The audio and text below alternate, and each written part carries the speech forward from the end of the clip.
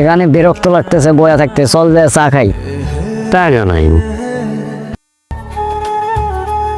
আচ্ছা চল গে 10টা ডাল মুড়ি খাই। টাকা নাই।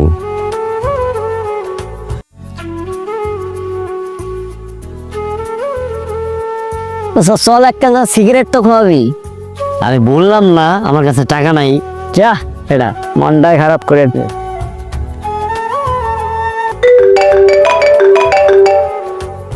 আসসালামু আলাইকুম মা।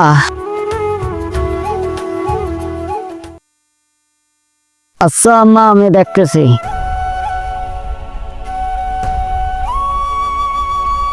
কিরে আনতে কি কোনো সমস্যা? হ্যাঁ, ওষুধ কেনার টাকা নাই, আম্মা খুব অসুস্থ।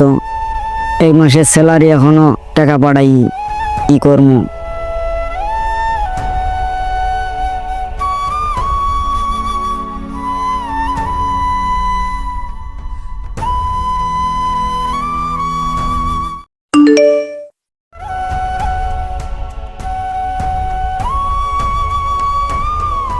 কিরে বন্ধু, তোর কাছে না টাকা নাই, তুই আমার এতগুলো টাকা পাঠাইছস? তোর কি টাকা আরো লাগবে? না বন্ধু, টাকা লাগবো না, চল যাই চা খাই।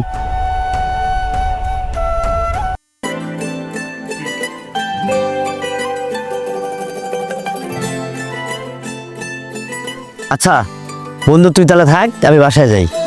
চা খাওয়াবি না? বললাম না টাকা নাই। আরে তুই এখন আমার এতগুলো টাকা দিলি, এখন কইতেছস টাকা নাই।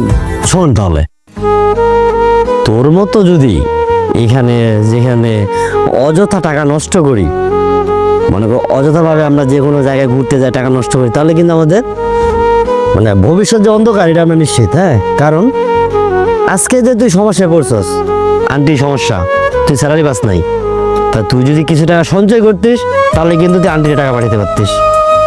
তো আমি কিন্তু আজকে তোকে হেল্প করতে পারতাম না যদি আমি টাকা নষ্ট করতাম। তাই আমাদের প্রত্যেকের উচিত এভাবে টাকা পয়সা নষ্ট না করে কিছু সঞ্চয় করা, কারণ এই সঞ্চয়টা একদিন আমাদের ভবিষ্যতে কাজে আসবে।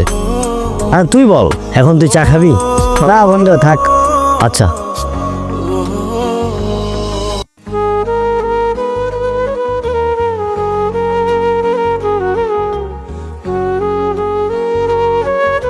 না রে, কথাটা তো ঠিকই কইছে,